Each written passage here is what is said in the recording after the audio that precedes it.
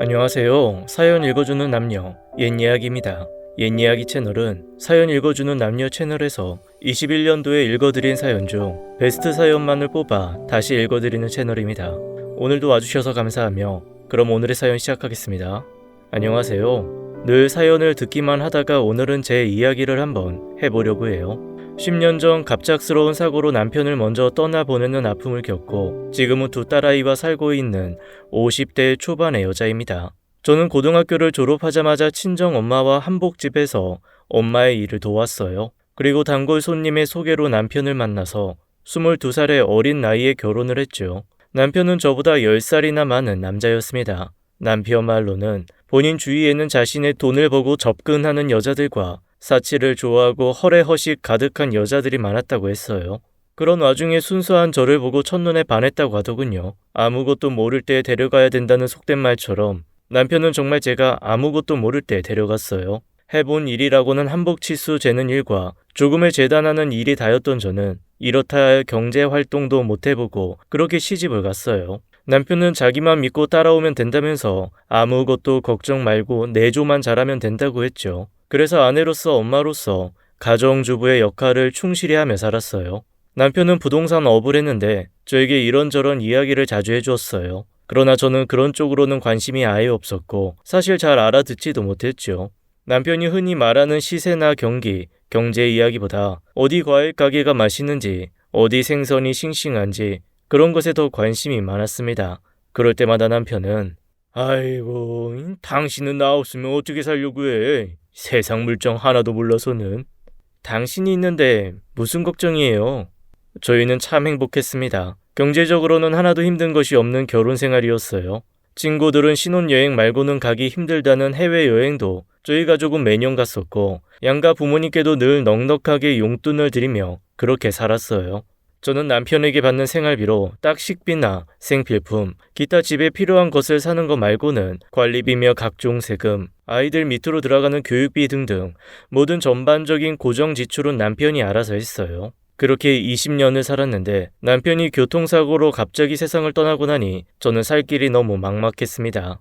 제가 할 줄 아는 게 하나도 없었으니까요. 남편에게 얼마의 자산이 있는지, 한 달에 얼마를 버는지도 몰랐던 저였어요. 불행인지 다행인지 남편 명의로 된 상가 건물 하나와 통장에 많은 잔고들을 유산으로 받았고 큰 금액의 사망보험금도 받았습니다. 그 덕분에 딸 둘을 대학교까지 문제없이 졸업시킬 수 있었어요. 마치 혼자 남은 저를 위해 준비라도 한 듯 남편은 그렇게 많은 자산을 남기고 떠났습니다. 남편이 주고 간 마지막 선물이라고 생각하니 저는 그 돈을 함부로 쓸 수 없었고 돈을 쓸 줄도 모르고 살았기 때문에 나중에 딸들 시집 보낼 때 써야겠다고 생각하고 통장에 그대로 두었어요. 매달 상가에서 나오는 월세만으로도 생활을 하기에는 충분했거든요. 남편 없이 보낸 세월이 고되고 힘들어서 혼자서 울었던 수많은 날들이 있었지만 잘 커준 딸아이들 덕분에 저는 버틸 수 있었습니다. 아이들은 때론 친구처럼, 때론 자매처럼 저를 챙겨주었고 어린 나이에 본인들도 감당하기 힘들었을 슬픔이었을 텐데 항상 저를 먼저 생각해주는 착한 딸들이었어요. 큰딸은 어릴 적 꿈대로 하늘을 나는 승무원이 되었고 둘째 딸은 서울에 있는 대기업에 취업을 했습니다. 두 딸이 취직 때문에 다 서울로 가고 큰 집에 덩그러니 혼자 남다 보니 그제야 저는 남편의 빈자리를 실감하게 되었어요. 10년이라는 시간이 정말 빨리 지나가더라고요. 주변에서는 새 출발을 하라고 했고 소개 자리가 들어오기도 했어요. 두 딸들도 빨리 남자친구 만들어서 등산도 가고 영화도 보고 좀 재밌게 살라고 우스갯소리를 했었는데 그래도 막상 누군가를 만나려고 하면 이 늦은 나이에 무슨 남자라며 손사래를 치곤 했었습니다.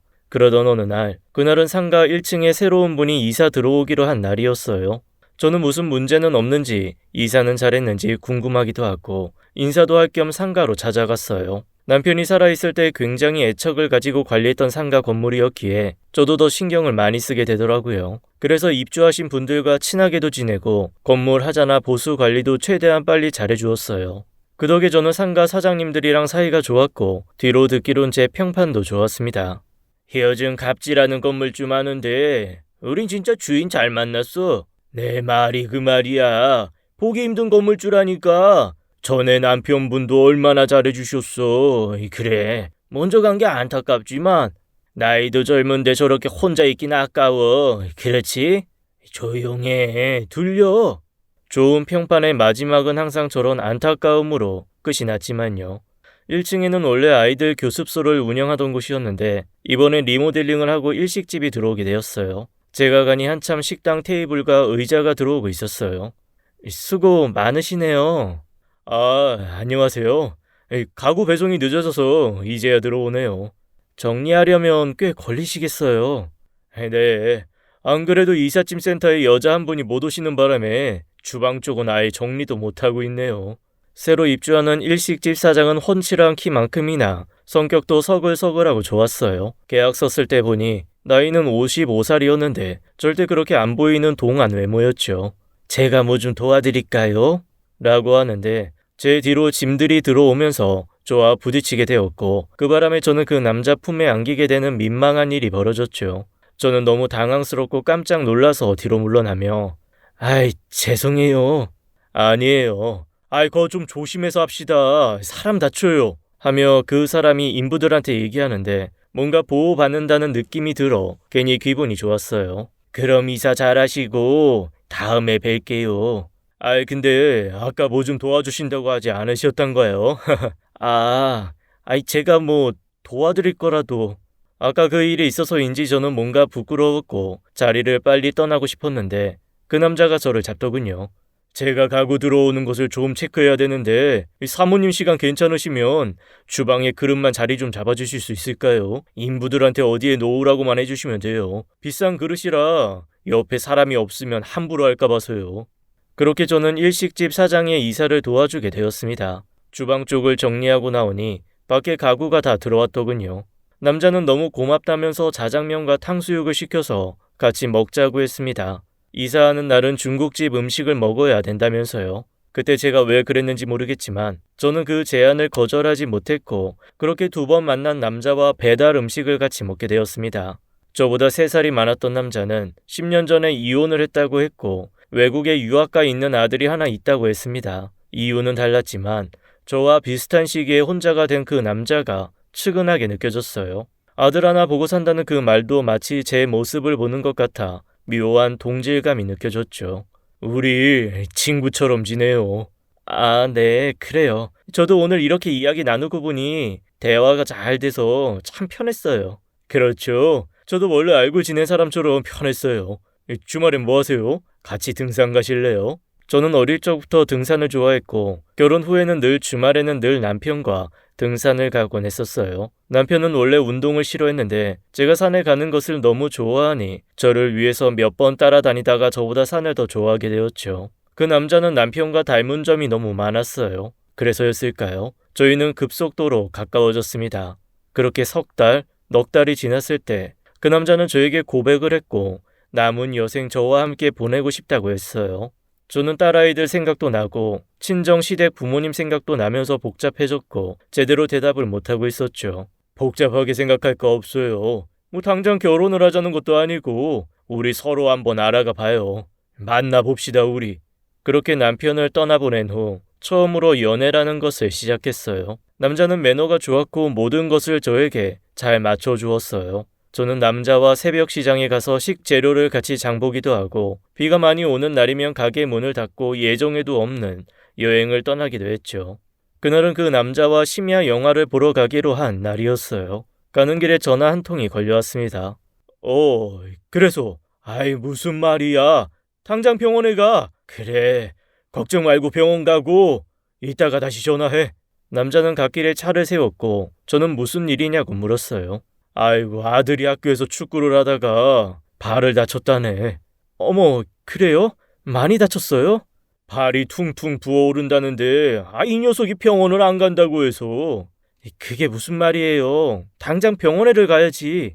아들이 있는 미국에는 의료보험이 안 돼서 병원비가 엄청 많이 나오고 학교로 구급차를 부르는 데만 해도 돈이 꽤 많이 든다면서 아들이 돈 걱정이 되어 병원 못 가고 전화를 한 거라고 했어요. 잠시 뒤 다시 전화가 왔고 구급차를 타고 병원으로 가고 있는데 골절이 의심스럽다며 수술을 해야 될 수도 있다고 했습니다. 남자도 저도 너무 놀라서 영화는 취소하고 안절부절 병원에서 연락 오기만을 기다리고 있었어요. 남자의 아들은 골절이 맞았고 앰뷸런스 비용만 한국 돈으로 180만 원에 병원비는 600만 원이 나왔다고 했습니다. 철심 박는 수술까지 하게 되면 수술비만 몇 천이 될지 지금은 알 수가 없다고 했어요. 예전에 남편과 미국 여행 중에 두통이 너무 심해서 병원에서 진료를 받은 적이 있었는데 진료비만 20만 원 정도 나와서 제가 깜짝 놀란 적이 있었거든요. 그때 그 사악한 가격이 떠오르면서 저 역시 병원비가 많이 들어 큰일이란 생각에 걱정스러워하고 있었죠. 이번에 일식집 오픈하면서 이 보증금으로 돈을 다 밀어넣었더니 지금 여유가 하나도 없는데 큰일이네. 저는 진심으로 그 남자와 아들이 걱정이 되었어요. 잠시 뒤 또 전화가 왔습니다. 수술 동의하냐는 전화였고 빨리 결정을 하라는 것이었어요. 남자는 안절부절 못하고 있고 수화기 너머로 다급한 상황들이 들려왔죠. 이런 상황이 되자 저는 급한 불부터 꺼야겠다는 생각이 들었어요. 내가 보증금 미리 빼줄게요. 일단 그걸로 먼저 급한 것부터 해결해요. 정말? 정말 그래줄 수 있겠어? 자기한테 도움받을 생각은 없었는데 상황이 너무 다급해서 정말 고마워. 그렇게 저는 남자가 운영하는 일식집 보증금을 빼주었습니다. 어차피 가게가 빠지면 돌려줘야 하는 보증금이기도 했고 남자에 대한 그 정도의 믿음은 있었어요. 무엇보다 저도 자식 키우는 입장에서 아이가 아플 때 찢어지는 부모의 마음을 누구보다 잘 알았거든요. 근데 심지어 달려가 볼 수도 없는 미국에 있는 아들이 아프니 얼마나 마음이 힘들까 싶었어요. 부디 큰 수술이 아니길 바라면서 저는 남자를 위로했습니다. 그리고 며칠 지나지 않아서 그날은 그 남자에게서 월세가 들어오는 날이었어요. 그런데 저녁이 되도록 월세가 입금되지 않아서 왜 그런가 하고 있는데 그에게서 전화가 왔죠. 미안해서 어쩌지? 이번 달 월세 다음 달에 같이 낼 수 있을까? 이번 달에 매출도 저조했고 미국에 있는 아들 밑으로 돈이 너무 많이 들어가네. 이런 부탁해서 너무 염치 없다. 미안해. 저는 남자가 경제적으로 많이 어려운가 보다 생각했어요. 요즘 들어 부쩍 한숨 쉬는 날도 많았고 제가 봐도 가게 장사가 너무 안 되었거든요. 다른 상가의 임차인들도 한두 번씩 월세가 밀린 적이 있었던 터라 그 정도는 문제가 되지 않는다고 생각했죠. 그런 거 신경 쓰지 말고 당신 몸부터 좀 챙겨요. 요즘 살도 너무 빠졌어. 저의 걱정스러운 말에 남자는 연신 고맙다고 했어요. 지금 좀 어려운 시기이지만 제가 있어서 너무 힘이 된다고도 했죠. 그 사람에게 힘이 되어줄 수 있다니 저는 그것만으로도 행복했습니다. 남자는 모든 면에서 저에게 너무나 잘해주었습니다. 딸아이들을 보러 가는 날이면 딸들이 좋아하는 딸기 케이크를 사서 제 손에 쥐어주고 수원에서 서울까지 오고 갈 때 다 태워주는 등 아주 작은 것들까지 섬세하게 챙겨주었어요. 제가 점점 더 이 남자에게 빠져들 때쯤 그는 저에게 결혼을 하자고 했고 저는 이 사람과 남은 인생을 하고 싶어 그러자고 했어요. 그렇게 저희는 새 출발을 앞두고 있었습니다. 하지만 남자에게는 계속 안 좋은 일들이 생겼습니다. 그 사람의 어머니께서 쓰러지신 거였어요.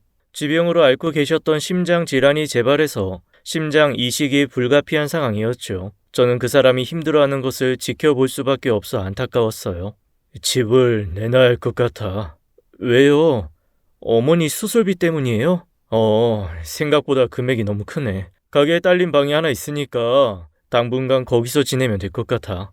그는 그렇게 자기 혼자 살던 작은 빌라를 정리하고 가게 안에 딸린 방에서 생활하기 시작했어요. 창고처럼 쓰던 방에서 지내는 그 모습이 너무나 안타까웠죠.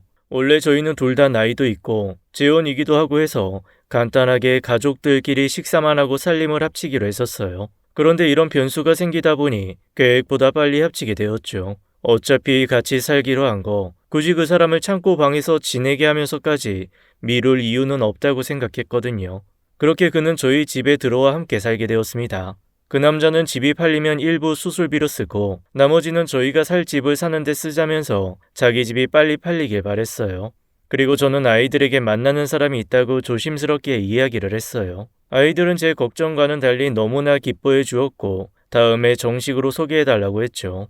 어떤 사람인지 너무 궁금하다고요. 진심으로 저의 새 출발을 응원해 주어서 참 고마운 마음이 들었습니다. 그러던 어느 날, 그날은 토요일이었고 다음 날이 가게 문 닫는 날이라 둘이서 어디 놀러를 갈까 하고 있었는데 그 사람의 친구 아버지가 돌아가셔서 상갓집에 가야 된다고 했어요. 친한 친구라서 밤을 새야 될 것 같다고 했죠. 아쉬웠지만 그렇게 그 사람은 그날 집에 들어오지 않았고 다음 주 주말이 되었습니다. 그날도 토요일이었는데 남자는 어머니께서 편찮으시다며 본가에 가봐야 한다고 했어요. 어머니께서 편찮으시다는데 뭐라고 할 수도 없고 그러라고 했는데 생각해보니 이 남자 요즘 너무 이상한 점이 많았어요. 주말마다 집에 안 들어온 일도 많아지고 전화 통화를 하다가도 금방 끊어버린다든지 뭔가를 숨기고 있는 사람처럼 불안해 보였거든요. 여자들은 감이라는 게 있잖아요. 저는 뭔가 이상한 느낌을 감지했죠. 그렇게 다시 주말이 되었고 남자는 또 본가에 간다고 했습니다. 어머니께서 연로하셔서 요즘 부쩍 자꾸 본인을 찾는다면서요. 저는 그러라고 했고 같이 저녁을 먹고 그 사람이 나갈 때 저도 몰래 따라가 그 사람을 미행할 계획이었어요. 그리고 밥을 먹는 동안 콜택시를 불러놓고 남자가 나가자마자 뒤를 밟았습니다. 차는 서울로 향했어요. 본가는 분명히 수원에 있는 걸로 아는데 서울로 향하는 차를 보면서 이건 분명히 뭔가 있구나 싶었어요. 차가 도착한 곳은 어느 한 주택이었습니다. 남자가 앞마당에 주차를 하자 그 집에서 한 여자와 남자아이가 나왔어요. 남자아이는 그 남자의 핸드폰 배경에 있던 그 남자아이였어요. 아들이라고 하면서 보여줬던 미국에서 유학 생활하고 있다는 아이가 왜 지금 저기에 있는 건지 이해가 되지 않았죠. 저는 이게 도대체 무슨 일인가 싶어 나무 뒤에 숨어서 가만히 쳐다보고 있었어요. 그런데 곧 이게 무슨 상황인지 모두 알 수 있었습니다. 그 남자가 여자의 어깨를 감싸며 아들과 함께 집으로 들어가는데 영락없이 다정한 새 가족의 모습이었어요. 순간 다리가 후들거리고 심장이 떨려서 간신히 나무에 기대어 섰습니다. 저는 남자에게 전화를 걸었어요. 애써 침착하려 애쓰며 말했습니다. 잘 도착했어요? 잘 도착했지. 어머니랑 얘기하고 있었어. 아무렇지도 않게 거짓말을 하는 남자에게 소름이 끼쳤고 배신감에 숨이 턱 막혔습니다. 다시 수원으로 내려오는 내내 이 상황을 이해해보려고 했지만 속았다는 생각만 확실해질 뿐이었어요. 하염없이 눈물만 흘렀어요. 부동산 사장님을 통해 알아보니 그 남자는 이혼남이 아니었습니다. 멀쩡한 가정이 있는 남자였고 아들의 유학 때문에 아내와 아들이 함께 미국으로 가면서 한국에 혼자 남은 일명 기러기 아빠였어요. 상가에 계약을 하러 왔을 때 저에 대한 소문을 듣고 저에게 접근한 것이었어요. 남편이 사고로 죽어 엄청난 유산을 받은 여자가 이 건물의 건물주라는 소문을 들었던 거였죠. 저와 비슷한 점이 많다고 생각했던 모든 것들은 거짓말이었어요. 부모님도 돌아가셨다고 하더군요. 더 충격적인 것은 남자가 판다고 했던 그 빌라의 실체였어요. 집이 바로 팔려서 그 돈으로 어머니 수술비를 냈다고 했던 그 빌라는 버젓이 남편의 명의로 되어 있었고 심지어 월세까지 받고 있는 걸 확인했습니다.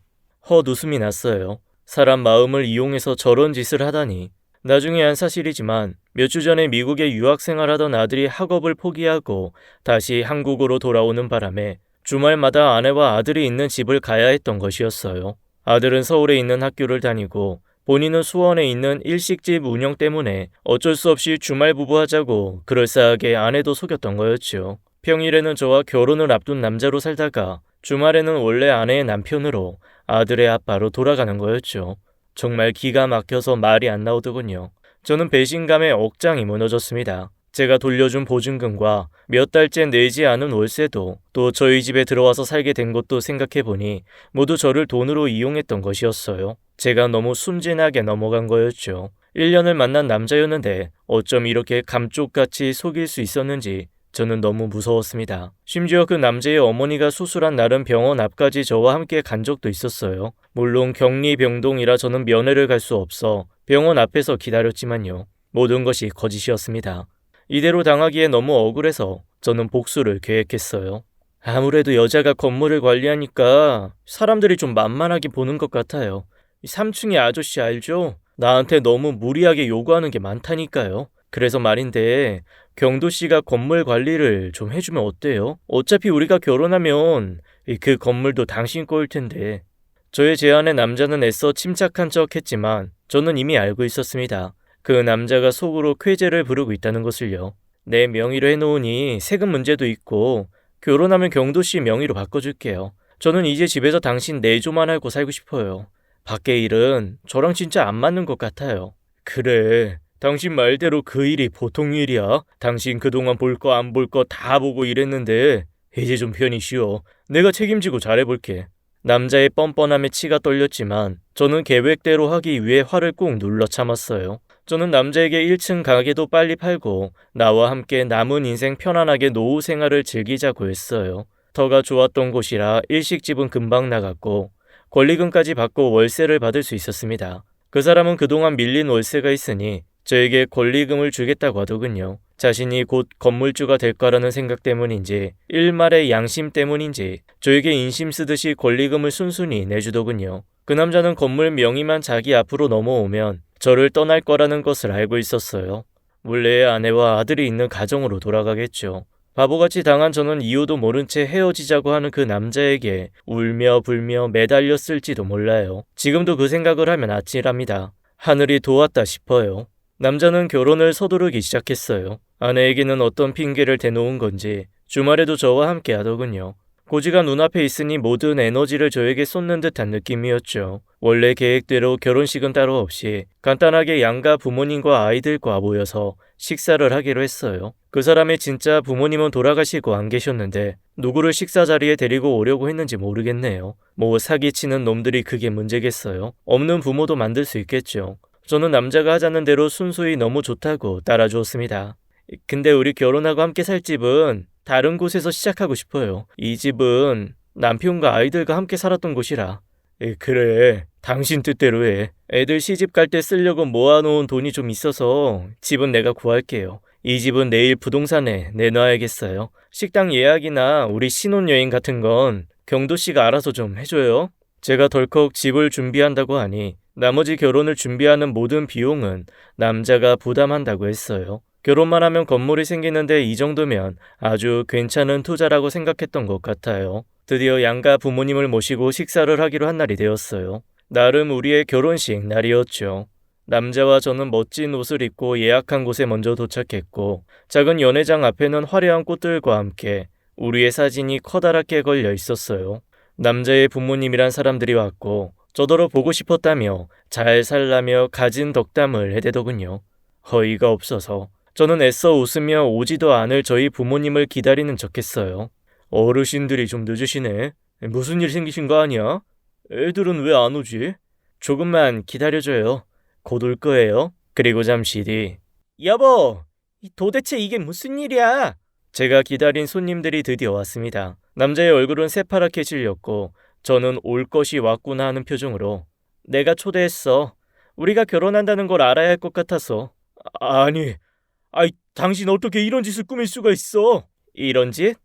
어떤 짓? 내 말 좀 들어봐. 어떤 말? 당신이 기러기 아빠인 거 숨기고 이혼남인 척했던 거? 나랑 같이 살면서 주말엔 본처와 아이들에게 가장 노릇했던 거? 내 돈만 보고 나한테 접근해서 이런 사기 결혼까지 하려고 했던 거? 제가 소리 지르자 그 남자의 아내가 털썩 자리에 주저앉아 목 놓아 울더군요.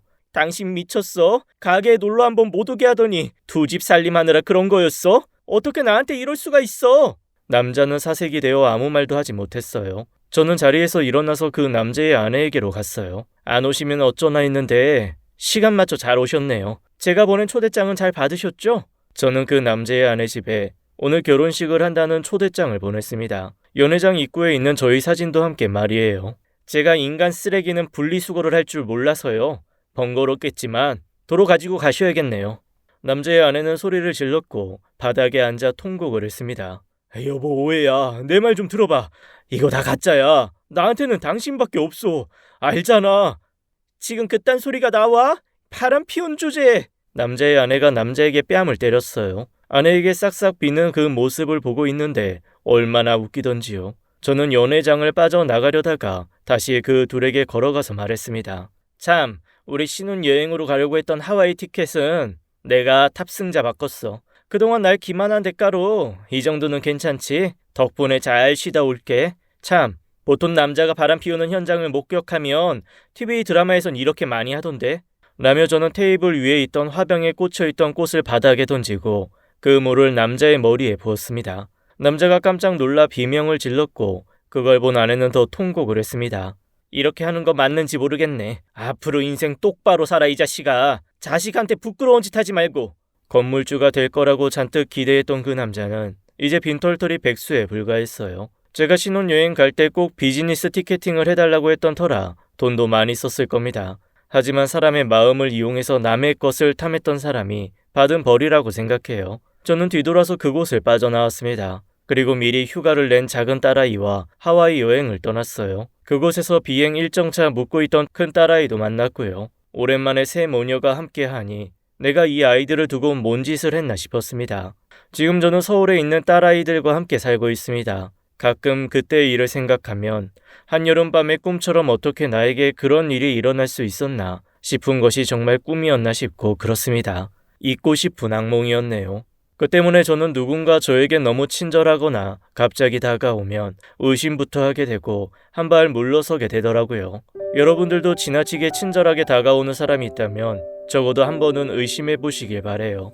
오늘도 좋은 사람들이 많아지는 세상이 되길 바라며 이 글을 마칩니다. 저의 긴 사연 읽어주셔서 감사합니다. 지금까지 사연 읽어주는 남녀 옛이야기였습니다. 끝까지 함께 해주신 여러분 감사드리며 저희는 다음 사연으로 돌아올게요. 감사합니다.